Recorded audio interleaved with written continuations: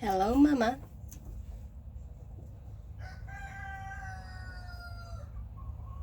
Thank you for giving me chicks. New set of chicks. Oh, okay. Sorry. I only want to pet you. Okay, I will leave you alone. See, guys, you see her chicks. Right now, they are 9. So far, that is our number. Number 9. This mama, she is a brown leghorn. I put her here in a brooder.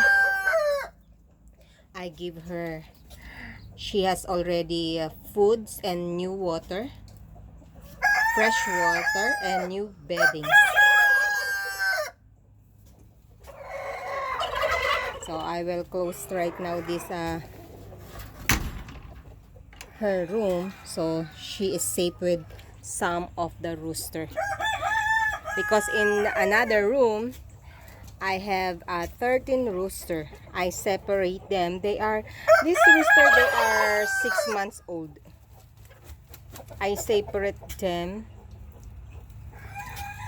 because I don't want my hen, they will terrorize. They are plenty. And in this area, my husband, he call it before death row area. Now we call it kindergarten.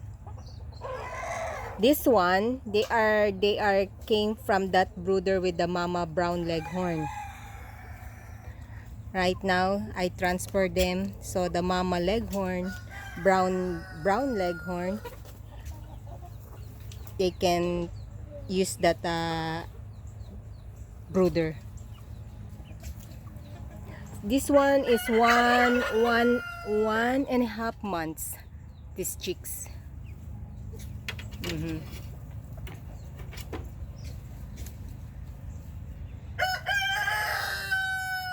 Hi, Mr. Tom.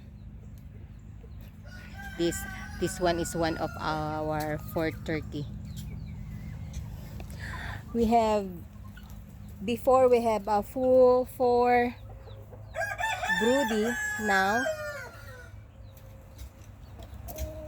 only 3 now, because the other one she start hatch her eggs since yesterday. And the other one in the other area, that is the turkey coop. Every morning this turkey, I let them out because my chicken, they are so nice. Yeah, they terrorize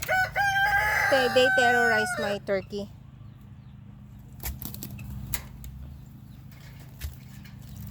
And this turkey, they did not fight back. Okay guys, I will show it to you, the turkey coop.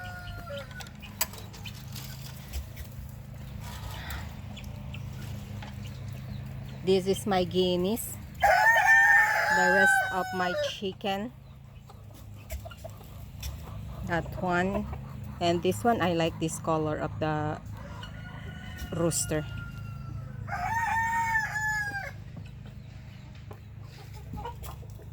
I have a problem of my chicken here. They have a bald spot on their back, molting. And this is the second broody. I put 12 eggs over there, including the 4 eggs of the guineas. And that one is a buff Orpington. Hello, Mama. You laying egg, Mama? Okay, I will go out. She's mad.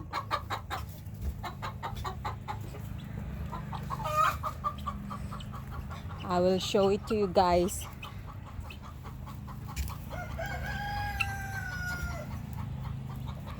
the other coop. I'll see you later. I'm back, guys. This is another coop. We call it, this is the original coop. We call it old coop. Those chicken came from here. The original numbers of chicken we got before is 12. That one, that is new, and that is also new. Little rooster, Sussex. Hello, Cloudy. Cloudy, hello. And this is my new chicken. Came from the lady yesterday. I forgot what kind of breed is this. They are too much afraid. They are hiding under the nest. And this afternoon, she will come back here to give us another 6 together with the rooster. Same kind of a breed of that one. And this mama, they laying egg. That one and this one. And this two, this is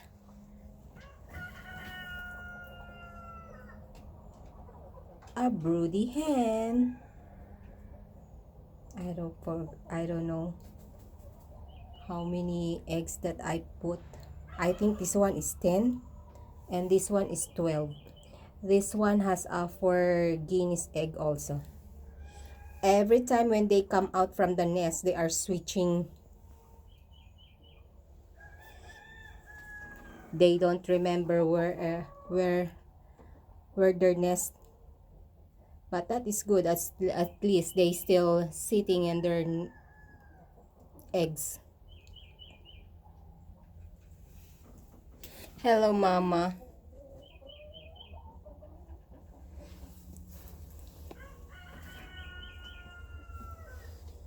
I also changed their bedding yesterday. And that one, the one hen that case egg bound is came from here.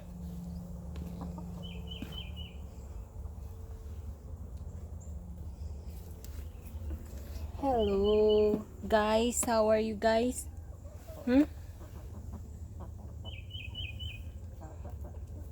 This is one of the original of the 12. And that one. And that one. And also the 2 in the nest that become broody. Those are original 12 chicken. And this one, I forgot what breed is this. That rooster over there, that one is a mixed Rhode Island and black Australorp.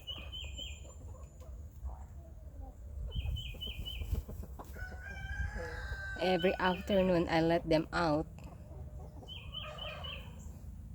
so they can eat some insects. I never let them out during morning because I'm afraid that a bobcat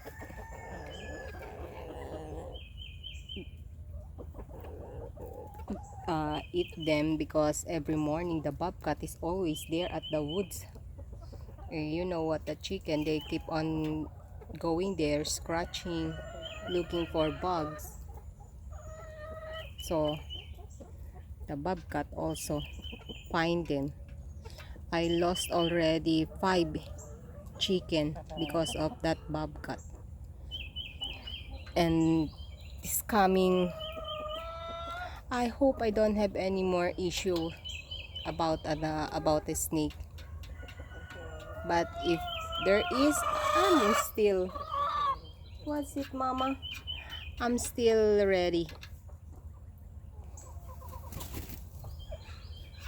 This, guys, this tree is a fig tree, and behind of that tree is a peach tree. I don't know it will become good. Last year the fruits, it did not big.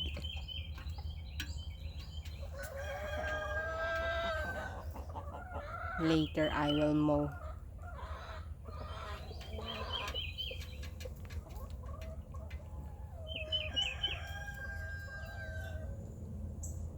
Okay guys, thank you for watching. See you later. God bless and thank you.